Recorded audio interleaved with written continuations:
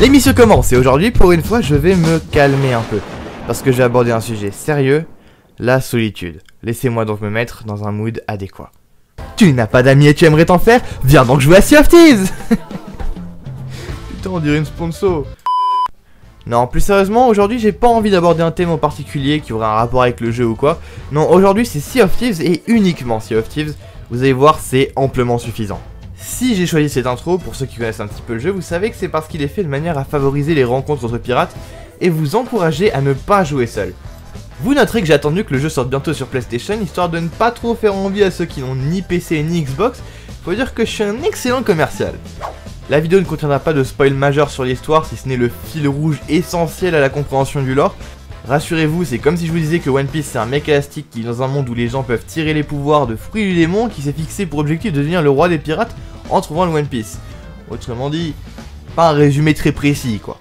Bref, trêve de bavardage, en bref, Sea of Thieves, on s'y met, c'est maintenant. Sea of Thieves, we sailing with the team. We're headed up north as far as the eye can see. We're carefree. Bon, ça commence sur quoi? Un tutoriel? On est sur une île, on peut s'y balader et découvrir des secrets, alors que ça vient de commencer. Très bien. Je vais pas vous résumer le gameplay de base avec les déplacements, hein, il est très classique, mais là où ça devient très intéressant, c'est en montant sur notre bateau. Il est en piteux état et on va apprendre qu'on peut le réparer à travers différentes mécaniques de gameplay. On peut réparer les trous dans la coque, la barre, le mât, tout ça avec des planches. Il faut aussi redresser le mât quand il est cassé avant de le réparer. Et surtout, l'une des actions les plus importantes qu'il va absolument falloir que vous reteniez, c'est écoper. En gros, l'action de prendre un seau pour se débarrasser de l'eau dans la cale. Croyez-moi qu'en combat, que ce soit contre des joueurs, des squelettes ou encore le kraken ou le mégalodon, vous en aurez vraiment besoin. Car vous n'aurez clairement pas le temps de réparer les trous, ah ça c'est sûr. Avec ces connards qui vous vont voir sans s'arrêter, surtout si vous êtes solo, c'est mort. Il y a également une mécanique de navigation assez originale, plus ou moins réaliste, qui vous permet de switch entre hisser les voiles, lever ou abaisser l'ancre, qui vous permet de totalement gérer votre navire. Pour vous défendre, vous avez des armes longue distance comme corps à corps, ainsi que des objets à lancer, et vous pouvez manger pour vous heal. Si vous mourrez, vous réapparaissez sur votre navire. S'il coule, vous et votre navire réapparaîtrez sur une île aléatoire de la map. Simple comme bonjour. Voilà. Désolé pour ceux qui connaissent déjà, ça paraissait peut-être redondant, mais c'était nécessaire pour la suite. Une fois que vous avez bien pris en main le jeu, votre expérience de jeu va se diviser en deux temps. Libre à vous évidemment de choisir dans quel ordre vous voudrez vous y atteler, ou même si vous n'en avez pas envie, de ne pas en faire une. Avant tout, l'histoire du jeu, donc les quêtes principales et secondaires représentées par des fables que vous pourrez trouver un petit peu partout sur la carte en explorant les mers de Sea of Thieves. Vous pouvez voter avec votre équipage pour les commencer, vous pouvez les faire seuls, mais c'est plus marrant avec des amis. Cette partie de la vidéo sera un petit peu plus courte parce que comme je l'ai dit plus tôt, je vais pas vous en faire un long résumé, loin de moi l'idée de vous gâcher le plaisir. Et ensuite, évidemment, le sujet principal de la vidéo, le côté du jeu qui prend la plus grosse part, c'est clairement le social. Et vous verrez plus tard pourquoi c'est ça qui fait tout l'intérêt du jeu. Sur ce, laissez-moi vous narrer l'histoire incroyable de Flip Card Bluff, un valeureux pirate sans peur et sans reproche. Ouais bon, t'en fais pas un peu beaucoup là? Non mais tu vas me laisser raconter ça comme j'en ai envie, bordel de merde! We're carefree, we have no need to flee. I hit a skeleton on my backseat. Sea of Thieves, we...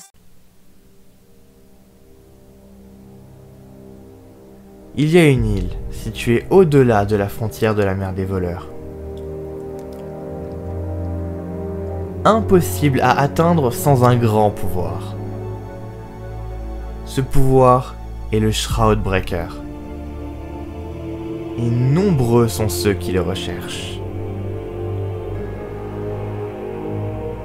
Mais ce pouvoir me revient de droit. J'ai mis un point d'honneur à suivre toutes les pistes et moindres indices laissés par la génération précédente ayant péri dans cette aventure. Mais peu importe les richesses qui peuvent bien se trouver au sein des rivages d'or, cela m'importe peu. Je cherche des réponses à mes questions. Donc, si vous pensez être de taille, eh bien, qu'attendez-vous? Sceller toutes ces âmes de pirates ne servira à rien. Le pouvoir suprême reviendra à la flamme.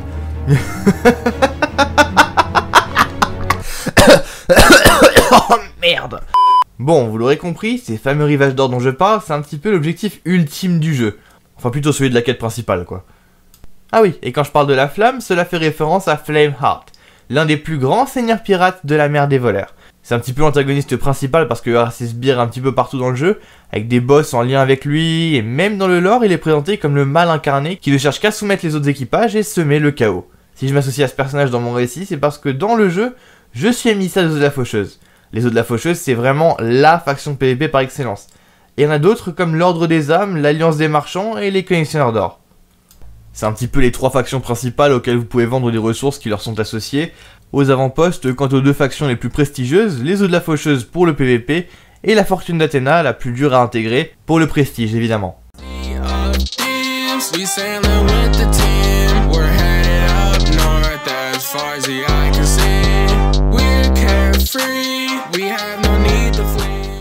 Je suis émissaire des Eaux de la Faucheuse, donc bien évidemment que je me la pète beaucoup trop avec ça alors qu'en vrai je suis pas si fort que ça. Je suis émissaire des Eaux de la Faucheuse, donc bien évidemment que j'attaque chaque bateau que je vois et je me fais couler instantanément à chaque fois. Je suis émissaire des Eaux de la Faucheuse, donc bien évidemment que je me retrouve systématiquement encerclé de bateaux qui savent très bien que c'est du flanc. Je suis émissaire des Eaux de la Faucheuse, donc bien évidemment que j'utilise l'excuse du C pour m'entraîner quand on me demande pourquoi je lève ce pavillon alors que je suis juste nul. Ouais, c'est triste. Je suis émissaire des Eaux de la Faucheuse, donc bien évidemment que j'ai ce skin incroyable qui est clairement le meilleur du jeu, et ce, peu importe votre avis. Je suis émissaire des Eaux de la Faucheuse, donc bien évidemment que je peux vendre tous mes items plus cher que vous. Bande de sous-merdes. Plus sérieusement, comme dit plus tôt, chaque faction a ses propres particularités, et elles peuvent vous indiquer votre statut de joueur, ainsi que vos intentions envers les autres. Quand je vous dis que le côté social est poussé à fond dans ce jeu, c'est vraiment pas une blague. Tout ce que vous pouvez acheter dans le jeu, ce ne sont jamais des avantages, mais uniquement des cosmétiques. Le jeu est fait de manière à ce que ce ne soit pas bêtement du farming pour être plus fort, mais vous êtes bien tous égaux, définis uniquement par votre niveau de jeu. Cela est fait de manière à améliorer le côté social, les interactions sont réalistes et votre rapport aux autres joueurs ne sera défini que par votre et leur personnalité ou intention. Généralement, si vous faites partie des trois factions de base, c'est que vous êtes en train de farmer pour intégrer la Fortune d'Athéna. Si vous faites partie de la Fortune d'Athéna, ça indique que vous avez poncé le jeu, et comme les autres, vous pouvez indiquer vos intentions pour la paix par exemple, en dressant le pavillon blanc ou en criant I am friendly dans le mégaphone, qui fonctionne d'ailleurs comme un vrai. No, we are friendly. Don't worry, be happy. Hey, okay, that's great. A l'inverse, les Eaux de la Faucheuse, c'est vraiment là pour indiquer que vous êtes là pour PVP et pas pour déconner. Ensuite, selon les réactions des gens, vous pouvez vous lancer dans des combats acharnés, une course-poursuite qui va se continuer sur une île, tomber par malheur sur un kraken en pleine mer où l'un d'entre vous va être extrêmement désavantagé, ou peut-être que pendant le combat, un autre équipage viendra vous aider, accostera votre bateau pour vous aider à le réparer et à vous sortir de ce bourbier. Vous jouerez alors quelques morceaux de musique en chemin, après avoir volé tous les trésors de votre agresseur, trésors qui vous laisseront d'ailleurs vendre en intégralité, en échange d'une simple petite alliance. Et oui, ça commence de plus en plus à sentir le vécu, je l'admets. Attends. Alors, je lève l'ancre et je pars. Mais non, mais frère, espèce de malade, attends. Non, je suis tombé. Wesh. Non. Attends, je vais essayer de te harponner. Ah non, je peux pas du coup vu que c'est derrière. Merde, bon bah vas-y, pas grave. Bon bah force mec hein. Je suis vraiment connard. Je te rappelle que je sais où t'habites. Ah. Et là, je peux te tuer à distance. Non, merde, mais je suis con. Putain, non, mais pourquoi j'ai fait ça? Wesh, il y a 3 galions. Il y a 3 putains de galions, dépêche. Je sais très bien que tu mens gros, c'est impossible. Let's go, on va se faire la petite quête de la sirène, allez. Wesh. Thank you for accepting this most adventurous of expeditions. Ok. Cette quête, on l'a déjà fait plein de fois avec mon pote, mais vous ne la connaissez pas forcément, alors laissez-moi vous résumer ça. Le crâne du champ de la sirène maléfique, c'est en quelque sorte un jeu compétitif avec un autre équipage de joueurs, qui peut se trouver d'ailleurs n'importe où sur la map. 2 cartes au trésor nous seront données, on doit retrouver ces îles sur la carte à partir de leur forme, y mettre un marqueur et foncer à pleine voile. L'une d'entre elles indique l'emplacement d'un coffre scellé, tandis que l'autre indique celui de la clé du coffre. Une fois l'un des deux objets récupérés par un joueur, il devient visible de n'importe où sur la carte. L'objectif étant bien sûr de récupérer les 2 objets afin de mettre la main sur le crâne situé dans le coffre. Une fois le crâne récupéré, vous verrez ceci apparaître au-dessus d'une île. Cette lueur indique votre destination finale, l'île où vous allez pouvoir vendre le crâne, pour la modique somme de 50 000 écus. Et ouais, je parle comme un farfadet extrêmement malicieux. Sur ce, que les meilleurs gagnent. Vas-y, moi ce que je te propose, c'est que tu vas tout droit sur l'île. Pendant ce temps, moi je me fais un Brawl Star. Tu te foutrais pas un petit peu de ma gueule? Allez, je vais mettre mon petit Léon rentrant là. Vas-y, occupe-toi d'accoster et tout.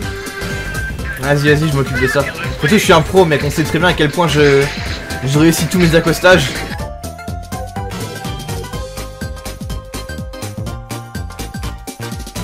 Bah maintenant, comment on part de l'île, bâtard? Mais on s'en branle de ça. Ah. Bon, par contre, là, j'ai un tout petit peu flop. Gros, voilà, arcade de merde. C'est bon, j'ai fait top 1. Attends. Mec, j'ai besoin de quelqu'un pour couvrir mes arrières. Oui, bah c'est bon, frérot, je...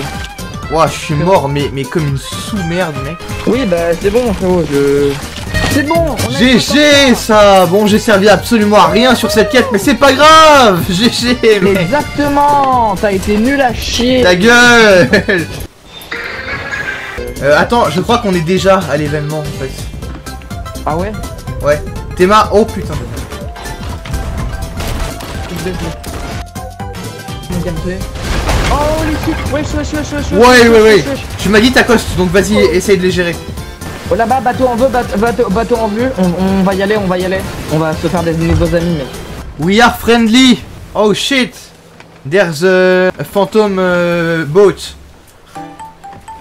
Mec, par contre, il y en a vraiment plein. Ton anglais, il est bancal, Ta frère. gueule. Je... Je m'en branle. Oh ouais, attends, il y a un autre bateau fantôme, je crois. Je l'avais vu. We are friendly, we are friendly. Holy shit. I come. Help you. Allez. Ok. Oh merde. Je me suis fail.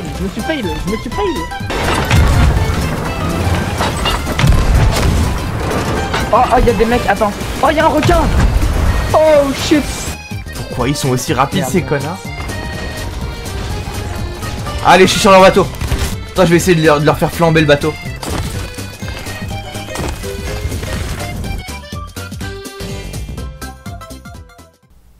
Ah là là, quel jeu vraiment incroyable. Je vous le dis en toute sincérité, si parfois vous vous sentez seul, isolé, que vous ressentez un besoin de liberté, de vous sentir pousser des ailes réellement, achetez Sea of Thieves. Franchement, c'est juste parfait, vraiment, ce jeu. Je vous jure que c'est une de ces échappatoires, c'est incroyable.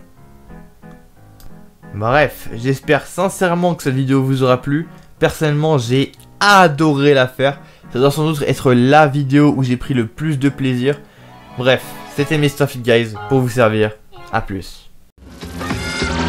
There's a cool cat in town, never settled down. She loves chasing the dogs around. There's a new kid around, and she knows she is bound to be the leader of the whole rat pack, and she won't wait for the return of the Mac.